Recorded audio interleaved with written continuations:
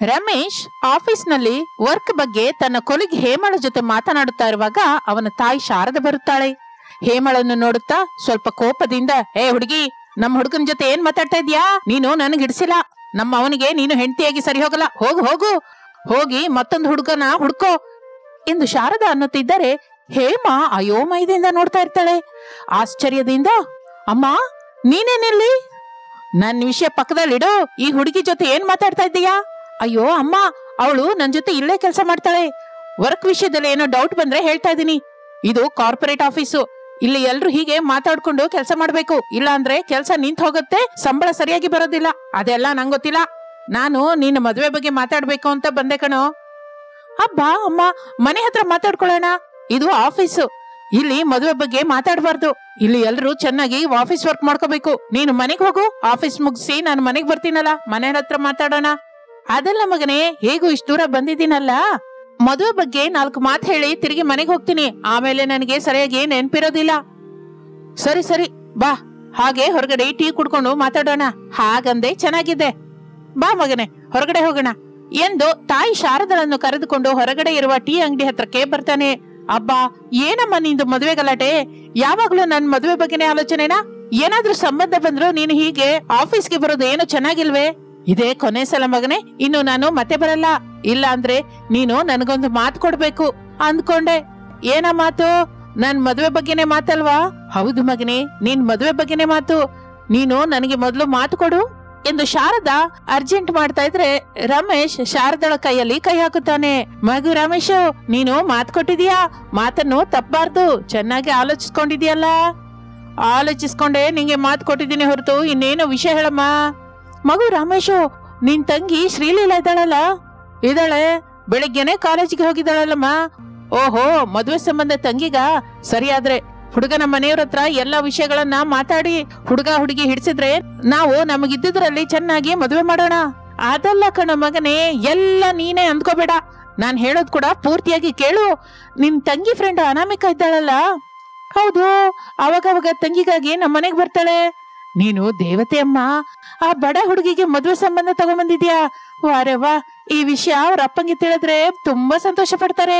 ನನಗೇನು ಹೇಳೋದು ಎಂದು ರಮೇಶ್ ಅನ್ನುತ್ತಾ ಇದ್ದರೆ ಶಾರದಾ ಕೋಪದಿಂದ ಹಲ್ಲು ಕಡಿಯುತ್ತಾಳೆ. ಅರ್ಥವಾಯ್ತಮ್ಮ, ನೀನ್ ಹೇಳೋದು ನಾನ್ ಕೇಳ್ತೀನಿ. ನೀನು ಆ ಅನಾಮಿಕಳನ್ನ ಪ್ರೇಮಿಸ್ಬೇಕು ಎಂದು ಹೇಳುತ್ತಲೇ ರಮೇಶ್ ಶಾಕ್ ಆಗುತ್ತಾನೆ. ಏನಮ್ಮ, ನಾನು ಅನಾಮಿಕಳನ್ನ ಪ್ರೇಮಿಸೋದ? ಏನ್ ಮಾತಾಡ್ತಿದ್ಯಾ? ನನ್ನ ತಂಗಿ ಜೊತೆ ಓದ್ಕೋತಾ ಇದ್ದಾಳೆ. ಹೆಚ್ಚು ಕಡಿಮೆ ಶ್ರೀಲೀಲಂಗಿ ಇರುವ ವಯಸ್ಸಷ್ಟೇ ಇರ್ತಾಳೆ. ಹೌದು ಮಗನೇ, 3 ವರ್ಷ ಡಿಫರೆನ್ಸ್ ಇರುತ್ತೆ. ನೀನು ಅನಾಮಿಕಳನ್ನ ಪ್ರೇಮಿಸೋ ಹಾಗೆ ನಾಟಕ ಆಡ್ಬೇಕು, ಆದ್ರೆ ನಿಜವಾಗಿ ಪ್ರೇಮಿಸಬಾರ್ದು. ಅದೇನಮ್ಮ? ನೀನೇನು ಕೇಳಬಾರ್ದು. ನಾನು ಹೇಳಿದ್ದನ್ನ ನೀನು ಮಾಡ್ತೀನಿ ಅಂತ ಮಾತು ಕೊಟ್ಟಿದ್ಯಾ. ನಾನ್ ಹೇಳ್ತಾ ಇರುವ ಕೆಲಸ ಇದೆ ಮಗನೇ. ಏನ್ ಮಾಡ್ತೀಯೋ ಹೇಗ್ ಮಾಡ್ತೀಯೋ ನಂಗೆ ಗೊತ್ತಿಲ್ಲ, ಆದ್ರೆ ಅನಾಮಿಕಳನ್ನ ನೀನು ಪ್ರೇಮಿಸಿದ ಹಾಗೆ ನಟಿಸ್ಬೇಕು. ಅನಾಮಿಕ ಮಾತ್ರ ಆ ಪ್ರೇಮ ನಿಜವೇ ಅಂತ ನಂಬಬೇಕು. ಆ ಕೆಲಸದ ಮೇಲೆ ಇರು ಎಂದು ಹೇಳಿ ಶಾರದಾ ಅಲ್ಲಿಂದ ಹೊರಟು ಹೋಗುತ್ತಾಳೆ. ರಮೇಶ್ ಟೀ ಕುಡಿತಾ ಇರ್ತಾನೆ. ಯಾವತ್ತೂ ಇಲ್ಲದು ನಮ್ಮಮ್ಮ ಏನು ಈ ಸಲ ಅನಾಮಿಕಳನ್ನ ಪ್ರೇಮಿಸುವ ಹಾಗೆ ನಟಿಸು ಅಂತ ಇದ್ದಾಳೆ. ಹಾಗೆ ಹೇಳಿದ್ರೆ ಹಿಂದಿರುವ ಅರ್ಥವೇನು ಅಂತ ಮಾತ್ರ ಹೇಳಲಿಲ್ಲ. ಅಮ್ಮಂಗೆ ಮಾತು ಕೊಟ್ಟಿದ್ದೀನಲ್ಲ, ನಾಳೆಯಿಂದ ಅನಾಮಿಕಳನ್ನ ಪ್ರೇಮಿಸ್ಬೇಕು ಎಂದು ರಮೇಶ್ ಆಫೀಸ್ ಒಳಗೆ ಹೊರಟು ಹೋಗುತ್ತಾನೆ.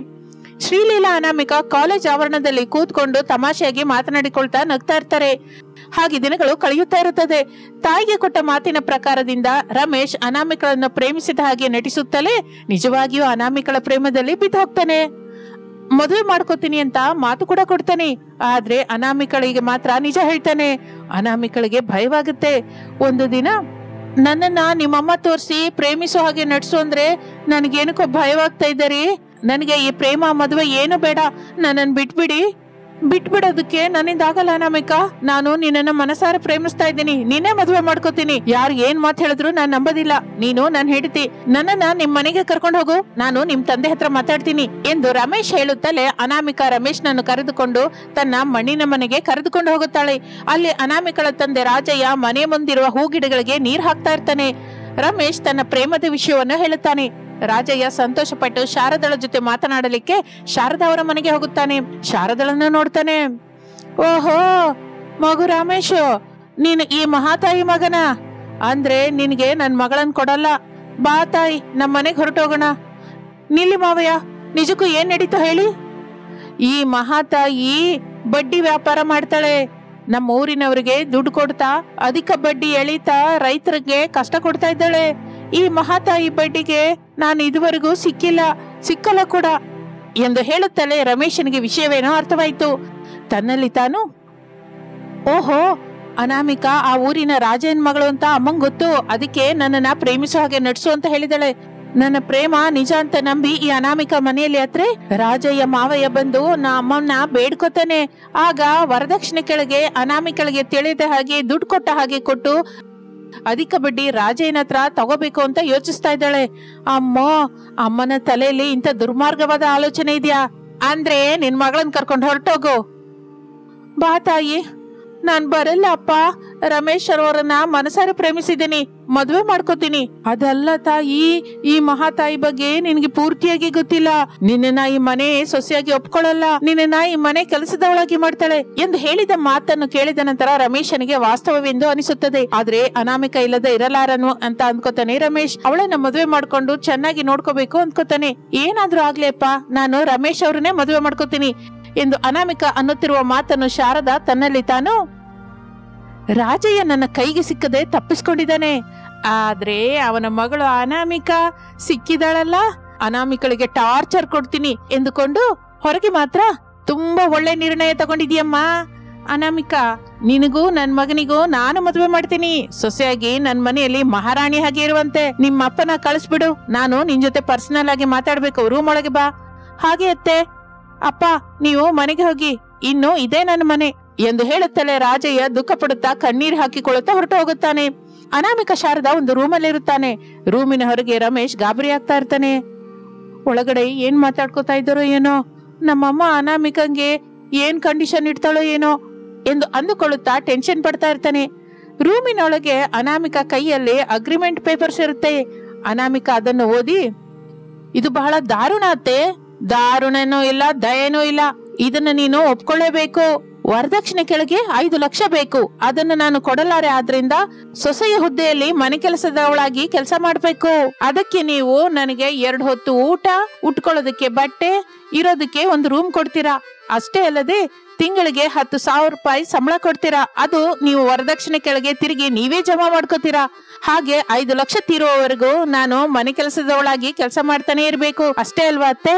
ವಾರೇ ವಾ ಅನಾಮಿಕಾ, ಓದಿದ್ದನ್ನ ಚೆನ್ನಾಗಿ ಅರ್ಥ ಮಾಡ್ಕೊಂಡಿದ್ಯಾ, ಇನ್ನು ಸೈನ್ ಹಾಕು ಎಂದು ಹೇಳುತ್ತಲೇ ಅನಾಮಿಕಾ ಎಲ್ಲ ವಿಧದಲ್ಲಿಯೂ ಆಲೋಚಿಸಿ ಆ ಅಗ್ರಿಮೆಂಟ್ ಮೇಲೆ ಸೈನ್ ಹಾಕುತ್ತಾಳೆ. ಅಷ್ಟೇ. ಇನ್ನು ಆ ದಿನ ಸಾಯಂಕಾಲ ಗುಡಿಯಲ್ಲಿ ಅನಾಮಿಕಾ ರಮೇಶರವ ಮದುವೆ ಮಾಡಿಸುತ್ತಾಳೆ ಶಾರದಾ. ಅನಾಮಿಕಾ ಮನೆ ಕೆಲಸ ಸೊಸೆ ಅನ್ನುವ ಹುದ್ದೆಯಲ್ಲಿ ಶಾರದಳ ಮನೆಯಲ್ಲಿ ಕಾಲಿಡುತ್ತಾಳೆ. ಆ ದಿನದಿಂದ ಶಾರದಾ ರಾತ್ರಿ ಹಗಲು ಅನ್ನುವ ಭೇದವಿಲ್ಲದೆ ಅನಾಮಿಕಳ ಜೊತೆ ಮನೆ ಕೆಲಸ, ಅಡಿಗೆ ಕೆಲಸ, ಬಟ್ಟೆ ವಾಶ್ ಮಾಡಿಸೋದು, ಇನ್ನು ಎಷ್ಟೋ ಕೆಲಸಗಳು ಮಾಡಿಸ್ತಾ ಇದ್ಲು. ಬೇಕು ಅಂತ ಮನೆಯಲ್ಲಿ ಅಲ್ಲಿ ಟೀ ಸುರಿಯುತ್ತಾ ಇದ್ಲು, ಅದನ್ನ ತೋರಿಸಿ ಕ್ಲೀನ್ ಮಾಡುವಂತ ಇದ್ಲು.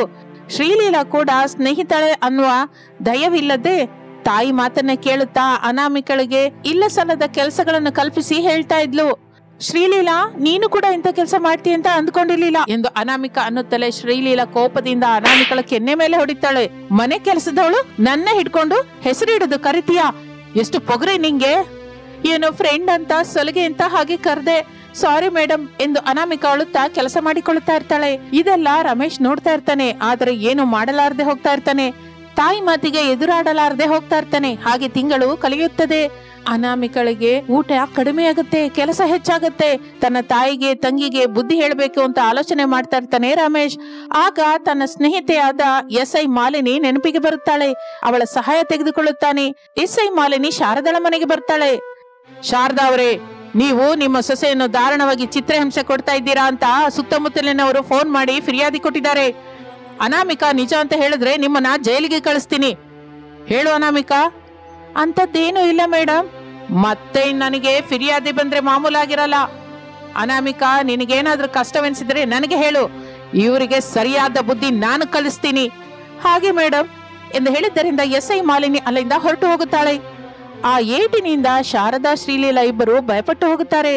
ಒಂದು ವೇಳೆ ಅನಾಮಿಕವೇನಾದರೂ ತನ್ನ ಅತ್ತೆ ನಾದಿನಿ ತನಗೆ ಹಿಂಸೆ ಕೊಡ್ತಾ ಇದ್ದಾರೆ ಎಂದು ಪೊಲೀಸರಿಗೆ ಹೇಳಿದ್ರೆ ಅವರಿಬ್ಬರು ಎಲ್ಲಿ ಅರೆಸ್ಟ್ ಆಗಿ ಜೈಲಲ್ಲಿ ರಾಗಿ ಮುದ್ದೆ ತಿನ್ಬೇಕಾಗುತ್ತೋ ಅಂತ ಭಯದಿಂದ ಅವರಿಬ್ಬರು ಅನಾಮಿಕಳನ್ನು ಚೆನ್ನಾಗಿ ನೋಡ್ಕೊಳ್ಳೋದಕ್ಕೆ ಶುರು ಮಾಡುತ್ತಾರೆ. ಈ ವಿಧದಿಂದ ರಮೇಶ್ ನಡೆಸಿದ ನಾಟಕದಿಂದ ಅನಾಮಿಕ ಅತ್ತೆಯ ಮನೆಯಲ್ಲಿ ಸುಖವಾಗಿ ಬದುಕಲಿಕ್ಕೆ ಶುರು ಮಾಡುತ್ತಾಳೆ. ಒಂದು ದಿನ ಅತ್ತೆ ಶಾರದಾ ಹೊಲದ ಕೆಲಸ ಪೂರ್ತಿ ಮಾಡಿಕೊಂಡು ಕತ್ತಲಾದ ನಂತರ ಮನೆಗೆ ಬರುತ್ತಾಳೆ. ಜಿಪಣಿಯಾದ ಬಡ ಸೊಸೆ ಅನಾಮಿಕ ಮನೆಯ ಹೊರಗೆ ಲೈಟ್ ಹಾಕದೆ ಲಾಂದ್ರೆ ಬಿಟ್ಟಿರುತ್ತಾಳೆ. ಅದನ್ನು ನೋಡಿ ದೇವರಿಗೆ ಎಷ್ಟು ಸಲ ಮೊರೆ ಇಟ್ರು ನನ್ನ ಜಿಪಣಿ ಬಡ ಸೊಸೆ ಬುದ್ಧಿನ ಮಾತ್ರ ಬದಲಾಯಿಸ್ತಾ ಇಲ್ಲ. ಊರಿನಲ್ಲಿರುವ ಪ್ರತಿಯೊಬ್ಬರ ಮನೆ ಮುಂದೆ ಬೆಳ್ಳಗಿನ ಲೈಟ್ ಕಾಂತಿಯಿಂದ ಬೆಳಗ್ತಾ ಇದ್ರೆ ನನ್ ಮನೆ ಮಾತ್ರ ಹೀಗೆ ಲಾಂಧ್ರದಲ್ಲಿದೆ ಎಂದುಕೊಳ್ಳುತ್ತಾ ಜಗಲಿ ಮೇಲಿರುವ ಮಂಚದಲ್ಲೇ ಕೂತ್ಕೋತಾಳೆ. ಸೊಸೆ ಅನಾಮಿಕ ಬಂದು, ಅಯ್ಯೋ ಅತ್ತೆ, ಹೀಗೆ ಕತ್ತಲಾಗುವವರೆಗೂ ತಾವು ಹೊಲದ ಹತ್ರ ಇರಬೇಡಿ, ಸ್ವಲ್ಪ ಬೆಳಕಿರುವಾಗಲೇ ಹೊರಟು ಮನೆಗೆ ಬರಬೇಕಲ್ಲ ಎಂದು ಅನಾಮಿಕ ಅನ್ನುತ್ತಲೇ ಶಾರದಾ ಎಷ್ಟೋ ಸಂತೋಷ ಪಡುತ್ತಾಳೆ. ಏನಕ್ಕೆ ಸೊಸೆ, ಈ ಅತ್ತೆ ಅಂದ್ರೆ ನಿನಗಷ್ಟು ಪ್ರೇಮ ಅತ್ತೆ ಮೇಲಲ್ಲ ಅತ್ತೆ, ಅತ್ತೆ ಹಾಕಿಕೊಂಡ ಚಪ್ಪಲಿ ಮೇಲೆ. ನಿಮ್ಮೇಲೆ ಅಂದ್ಕೋತಿದ್ದೀರಾ ಏನೋ? ಏನೇ ನಾನು ಹಾಕೊಂಡ ಚಪ್ಪಲಿ ಮೇಲೆ ನೀನ್ ಪ್ರೇಮ ತೋರಿಸ್ತಾ ಇದ್ಯಾ? ಹೌದು ಅತ್ತೆ, ಸ್ವಲ್ಪ ಬೆಳಕಿದ್ದಾಗ್ಲೇ ಬಂದ್ರೆ ದಾರಿನಲ್ಲಿ ಎಲ್ಲಿ ಮುಳ್ಳಿದೆಯೋ ಎಲ್ಲಿ ಕಲ್ಲಿದೆಯೋ ಎಲ್ಲಾದ್ರೂ ಗುಂಡಿ ಏನಾದ್ರೂ ಇದೆಯೋ ಅಂತ ಕಾಣಿಸುತ್ತೆ. ಆಗ ಕಾಲಿನಿಂದ ನಡ್ಕೊಂಡು ಬರ್ಬೋದು. ಅದೇ ಕತ್ತಲಾದ ಮೇಲೆ ಅಂದ್ಕೊಂಡ್ರೆ ನಮ್ಗೇನು ಕಾಣಿಸೋದಿಲ್ಲ, ಎಲ್ಲ ಕತ್ತಲೆಮಯ. ಆಗ ಹೀಗೆ ಚಪ್ಪಲಿ ಹಾಕೊಂಡು ಬರ್ಬೇಕಾಗತ್ತೆ. ಆಗೇನೋ ಮತ್ತೆ ಚಪ್ಪಲಿ ಎಲ್ಲ ಸೌದು ಹೋಗುತ್ತಲ್ಲ, ಹೊಸದು ಕೊಂಡ್ಕೋಬೇಕು ಅಂದ್ರೆ ದುಡ್ಡು ಎಲ್ಲಿಂದ ಬರುತ್ತೆ ಅತ್ತೆ?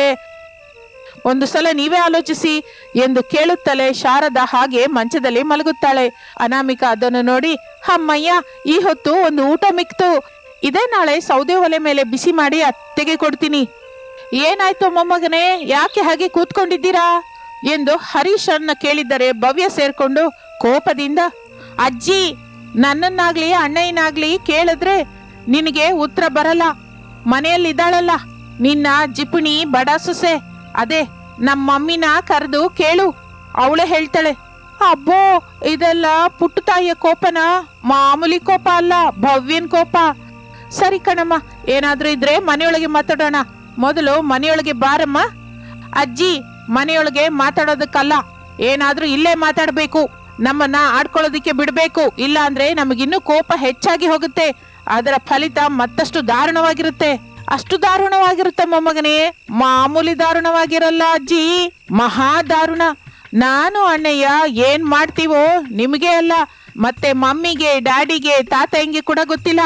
ಕರಿ, ಈಗ್ಲೇ ನಿನ್ನ ಸೊಸೆ ಅನಾಮಿಕಳನ್ನ ಕರಿ ಎಂದು ಹೇಳುತ್ತಲೇ ಶಾರದಾ ನಗುತ್ತಾ ಒಳಗೊಳಗೆ ಸಂತೋಷ ಪಡ್ತಾ ಇರ್ತಾಳೆ. ಸೊಸೆ ಅನಾಮಿಕ, ಒಂದು ಸಲ ಹೊರಗೆ. ಸೊಸೆ ಮೇಲೆ ಮತ್ತೆ ಇಷ್ಟೊಂದು ಪ್ರೇಮ ಇರ್ಬಾರ್ದಮ್ಮ ಅಜ್ಜಿ. ನಿಜ ನಮ್ಮ ಮಗಳೇ? ಅರೆ, ಈ ವಿಷಯ ನನಗೆ ಗೊತ್ತೇ ಇಲ್ವೇ? ಮತ್ತೆ ಅಜ್ಜಿ, ಅತ್ತೆ ಅಂದ್ರೆ ಭಯ ಇರ್ಬೇಕು, ಭಕ್ತಿ ಇರ್ಬೇಕು. ಹೀಗೆ ಕರೀತಲೆ ಹಾಗೆ ಓಡ್ಕೊಂಡು ಬರ್ಬೇಕು. ಆದ್ರೆ ನಮ್ಮಮ್ಮನ್ ನೋಡು, ನೀನು ಕರೆದು ಅರ್ಧ ಗಂಟೆ ಆಯ್ತು, ಆದ್ರೂ ನಮ್ಮಮ್ಮ ಇನ್ನೂ ಬಂದಿಲ್ಲ ಇಲ್ಲಿಗೆ. ಅದೇ ನಿನ್ ಪ್ಲೇಸಲ್ಲಿ ನಾನಿದ್ರೇನು ಎಂದು ಅನ್ನುತ್ತಾ ಇರುವಾಗ ಅನಾಮಿಕ ಅವರ ಹತ್ರಕ್ಕೆ ಬರ್ತಾಳೆ. ಭವ್ಯ ಅನಾಮಿಕಳನ್ನು ನೋಡಿ ಮಿಕ್ಕ ಮಾತುಗಳು ಅನ್ನದೇ ನುಂಗಿ ಬಿಡ್ತಾಳೆ. ಸೊಸೆ ಅನಾಮಿಕಳ ಬಂದಳು ಎಂದು ಶಾರದಳಿಗೆ ಅರ್ಥವಾಗುತ್ತೆ. ಆದ್ರೆ ಏನೂ ತಿಳಿಯದ ಹಾಗೆ, ಹೇಳಿ ಮೊಮ್ಮಗಳೇ, ಅದೇ ನೀನು ನನ್ನ ಪ್ಲೇಸ್ ಅಲ್ಲಿದ್ರೆ ಏನ್ ಮಾಡ್ತಾ ಇದ್ದೆ? ಹೇಗೆ ಸೊಸೆನ ನಿನ್ನ ಮುಷ್ಟಿಯಲ್ಲಿ ಇಟ್ಕೋತಾ ಇದ್ಯಾ ಹೇಳು? ನಾನು ನನ್ನ ಸೊಸೆನ ಹಾಗೆ ನನ್ನ ಮುಷ್ಟಿಯಲ್ಲಿ ಇಟ್ಕೋತೀನಿ. ಹೇಳೇ ಮೊಮ್ಮಗಳೇ, ಹೇಳು ಭವ್ಯ, ನಮ್ಮತ್ತೆ ಕೇಳ್ತಾ ಇದ್ದಾಳಲ್ಲ. ಅದೇ ನೀನು ಅತ್ತೆ ಆದ್ರೆ ಏನ್ ಮಾಡ್ತಾ ಇದೀಯೋ ನೀನು? ನಮ್ಮ ಅತ್ತೆ ಕೂಡ ಹೇಳು.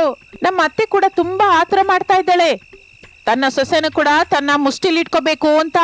ಆದ್ರೆ ಆ ಸೊಸೆ ಅವಕಾಶ ಕೊಡ್ತಾ ಇಲ್ಲ. ನೀನೇನಾದ್ರೂ ಚಿಟ್ಕ ಹೇಳಿದ್ರೆ ನಮ್ಮ ಅತ್ತೆಗೆ ಏನಾದ್ರೂ ಕೆಲ್ಸಕ್ಕೆ ಬರ್ಬೋದು. ಮೊಮ್ಮಗಳು ಹೇಳ್ಬೇಕಾಗಿದ್ದು ಹೇಳ್ತಾಳೆ ಹೊರತು ಮಕ್ಕಳು ಯಾಕೆ ಹಾಗೆ ದಿಗಿಲಿನಿಂದ ಕೂತಿದ್ದಾರೆ? ಮೊದ್ಲು ನೀನ್ ನನಗ ಅದನ್ನ ಹೇಳು. ಆಡ್ಕೊಳ್ಳೋದಿಕ್ಕೆ ಬ್ಯಾಟು ಬಾಲು ಕೊಡು ಅಂದ್ರು ಅತ್ತೆ. ಕೊಡ್ಬೇಕಾಗಿತ್ತಲ್ಲ. ನನ್ ಮಗ ತಂದಿದ್ದು ನೀನು ನಾನು ಆಡ್ಕೊಳ್ಳೋದಿಕ್ಕಲ್ವಲ್ಲ, ಮಕ್ಕಳು ಆಡ್ಕೊಳ್ಳೋದಿಕ್ಕೆ ಅಲ್ವಾ?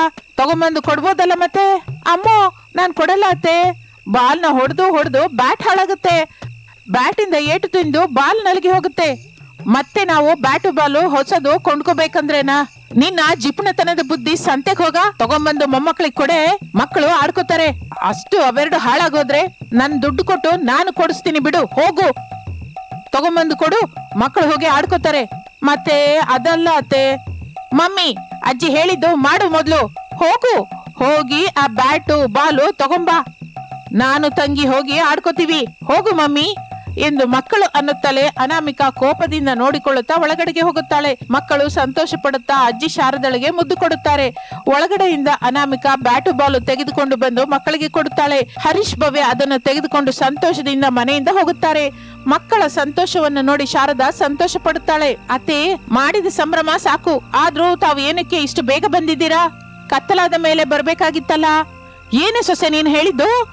ಮೊನ್ನೆವರೆಗೂ ಕತ್ತಲಾದ ಮೇಲೆ ಬನ್ನಿ ಅಂದ್ರೆ ಅಯ್ಯೋ ಅತ್ತೆ ಕತ್ತಲಾಗುವವರೆಗೆ ಇರ್ಬೇಡಿ ಅಂತಂದಿ, ಈಗೇನು ಕತ್ತಲಾದ ಮೇಲೆ ಬನ್ನಿ ಅಂತ ಇದ್ಯಾ? ಇದೆಲ್ಲ ನಿನ್ನಿಷ್ಟನೇನಾ ಮನೆಯಲ್ಲಿ? ಎಲ್ಲ ನನ್ನ ಇಷ್ಟನೋ ಕಷ್ಟನೋ ಹೊರತು ನನ್ನ ದುಃಖನ ಯಾರು ಅರ್ಥ ಮಾಡ್ಕೋತಾ ಇಲ್ಲ. ಸೊಸೆ, ನಾವು ಹೆಸರಿಗೆ ಬಡವರಾಗಿರ್ಬಹುದು, ಆದ್ರೆ ಪ್ರೇಮಕ್ಕಲ್ಲ. ನನಗೆ ಮಾತ್ರ ನನ್ನ ಮಕ್ಕಳು ಆಡ್ಕೋಬೇಕು ಅಂತ ಇಲ್ವಾ ಅತ್ತೆ? ಸೊಸೆ, ಮಕ್ಕಳು ಕೇಳಿದ್ದು ಬ್ಯಾಟು ಬಾಲು ಮಾತ್ರವೇ ಅಲ್ವಾ? ಆ ಸಂತೋಷಕ್ಕಿಂತ ನಿನ್ನ ಜಿಪುಣತನನೇ ಅಗತ್ಯನಾ ಹೇಳು? ಅತ್ತೆ, ಮಕ್ಕಳು ಮೊದಲು ಕ್ರಿಸ್ಮಸ್ ಬರುತ್ತಲ್ಲ ಮಮ್ಮಿ, ನಾವು ಕೂಡ ಕ್ರಿಸ್ಮಸ್ ಟ್ರೀನ ಕೊಂಡ್ಕೊಳ್ಳೋಣ, ಮನೆ ಹತ್ರ ಇಟ್ಕೊಂಡು ಊರ್ನಲ್ಲಿರುವ ಮಕ್ಕಳನ್ನ ಕರೆದು ಗ್ರ್ಯಾಂಡ್ ಆಗಿ ಸೆಲೆಬ್ರೇಷನ್ ಮಾಡೋಣ ಅಂತ ಎಷ್ಟೋ ಕಷ್ಟ ಕೊಟ್ರು. ಆಗ ನಾನು ಬ್ಯಾಟು ಬಾಲು ಕೊಡ್ತೀನಿ ಅಂತ ಹೇಳ್ದೆ ಅತ್ತೆ. ಅಷ್ಟೇ, ಬ್ಯಾಟು ಬಾಲು ಬೇಕು ಅಂತ ದಿಗಿಲಿನಿಂದ ಕೂತಿದ್ದಾರೆ. ಸೊಸೆ, ಮಕ್ಕಳಿಗೆ ಏನ್ ಹೇಳಿದ್ರು ಅರ್ಥವಾಗುವ ಹಾಗೆ ಹೇಳ್ಬೇಕು. ಮಕ್ಕಳ ಕ್ರಿಸ್ಮಸ್ ಹಬ್ಬದ ಸೆಲೆಬ್ರೇಷನ್ ನಾನ್ ನೋಡ್ಕೋತೀನಿ, ನೀನ್ ಹೋಗಿ ರಾತ್ರಿ ಹೊತ್ತು ನಾವು ತಿನ್ನೋದಿಕ್ಕೆ ಏನಾದ್ರೂ ತಯಾರು ಮಾಡು ಎಂದು ಹೇಳುತ್ತಲೇ ಅನಾಮಿಕಾ ಒಳಗಡೆಗೆ ಹೋಗುತ್ತಾಳೆ. ಹಾಗೆ ದಿನಗಳು ಕಳೆಯುತ್ತಾ ಇರುತ್ತದೆ. ಆ ದಿನ ಕ್ರಿಸ್ಮಸ್ ಹಬ್ಬ. ಮಕ್ಕಳಿಗೆ ರಜೆ ಆಗಿದ್ದರಿಂದ ಮನೆಯ ಹೊರಗೆ ಅಡುಗೆ ಮಾಡುತ್ತಾ ಇರುವ ಅನಾಮಿಕಳ ಹತ್ರ ಬರ್ತಾರೆ. ಅನಾಮಿಕಾ ಮಕ್ಕಳನ್ನು ನೋಡಿ, ನೀವೇನಕ್ಕೆ ಬಂದಿದ್ರೋ ನನಗೆ ತುಂಬಾ ಚೆನ್ನಾಗ್ ಗೊತ್ತು, ನನ್ನ ಹತ್ರ ಈಗ ದುಡ್ಡಿಲ್ಲ, ಹೊರಟೋಗಿ. ಅದಲ್ಲಮ್ಮ, ನಾವು ಹೇಳೋದು ಸ್ವಲ್ಪ ಕೇಳ್ಬಹುದಲ್ಲ? ಸ್ವಲ್ಪ ಅಲ್ವಲ್ಲ? ಆ ಸ್ವಲ್ಪದಲ್ಲಿ ಇನ್ನೂ ಸ್ವಲ್ಪ ಕೂಡ ಕೇಳಲ್ಲ ಮಕ್ಕಳೇ, ಇಲ್ಲಿಂದ ಹೊರಟೋಗಿ. ನನಗಂತೂ ತುಂಬಾ ಅಂದ್ರೆ ತುಂಬಾ ಕೆಲಸವಿದೆ. ಅಮ್ಮ, ಈ ದಿನ ಕ್ರಿಸ್ಮಸ್ ಹಬ್ಬ ಅಲ್ವಾ? ರಾತ್ರಿಗೆ ಎಲ್ರು ಮನೆ ಮುಂದೆ ಕ್ರಿಸ್ಮಸ್ ಟ್ರೀ ಇಟ್ಕೋತಾರೆ, ಸ್ಟಾರ್ಸ್ ಕೂಡ ಕಟ್ಕೋತಾರೆ, ಗಿಫ್ಟ್ ಕೂಡ ಒಬ್ಬರಿಗೆ ಒಬ್ರು ಕೊಟ್ಕೋತಾರೆ.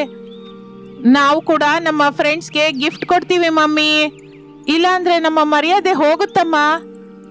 ನನ್ನ ಮಾತು ಅಂದ್ರೆ ಮಾತು, ನನ್ನ ಹತ್ರ ದುಡ್ಡಿಲ್ಲ. ನಾವು ಕ್ರಿಸ್ಮಸ್ ಹಬ್ಬನ ನಡೆಸಲಾರದೆ ಹೋಗ್ತೀವಿ.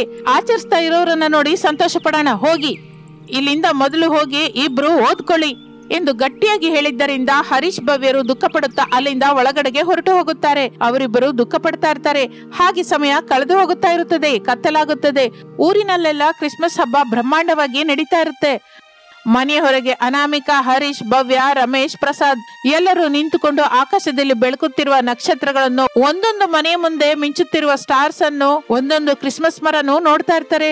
ಆಗ ದುಃಖದಿಂದ ಹರೀಶು, ಮಮ್ಮಿ ಈಗ್ಲಾದ್ರೂ ಒಪ್ಕೋಬಹುದಲ್ಲ? ಹೌದು ಮಮ್ಮಿ,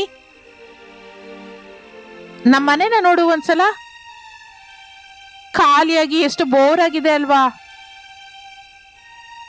ಅಯ್ಯೋ ಮಕ್ಕಳೇ, ನಾವು ಬಡವರು, ನಮ್ಮ ಹತ್ರ ಕ್ರಿಸ್ಮಸ್ ಹಬ್ಬ ಆಚರಣೆ ಮಾಡೋದಕ್ಕೆ ದುಡ್ಡಿಲ್ಲ. ನೀವು ದುಃಖ ಪಡಬೇಡಿ, ನನ್ನನ್ನು ಈಗ ಪದೇ ಪದೇ ಕೇಳ್ತಾ ದುಃಖ ಕೊಡಬೇಡಿ ಮಕ್ಕಳೇ ಎಂದು ಅನಾಮಿಕಾ ಹೇಳುತ್ತಾ ಇದ್ದರೆ, ಸಾಂಟಾ ಕ್ಲಾಸ್ ವೇಷದಲ್ಲಿ ಶಾರದಾ ಮಿಂಚುತ್ತಿರುವ ಕ್ರಿಸ್ಮಸ್ ಟ್ರೀ ಹಿಡಿದುಕೊಂಡು ಸ್ಟಾರ್ ನ ತೆಗೆದುಕೊಂಡು ಮನೆಗೆ ಬರುತ್ತಾಳೆ. ಆದ್ರೆ ಯಾರು ಅವಳನ್ನ ಗುರ್ತು ಹಿಡಿಯಲಿಲ್ಲ. ಹರೀಶ್ ಭವ್ಯರು ತಮ್ಮ ಮನೆಗೆ ಬಂದ ಸಾಂಟಾ ಕ್ಲಾಸ್ ನನ್ನು ನೋಡಿ ಸಂಭ್ರಮ ಪಡುತ್ತಾರೆ.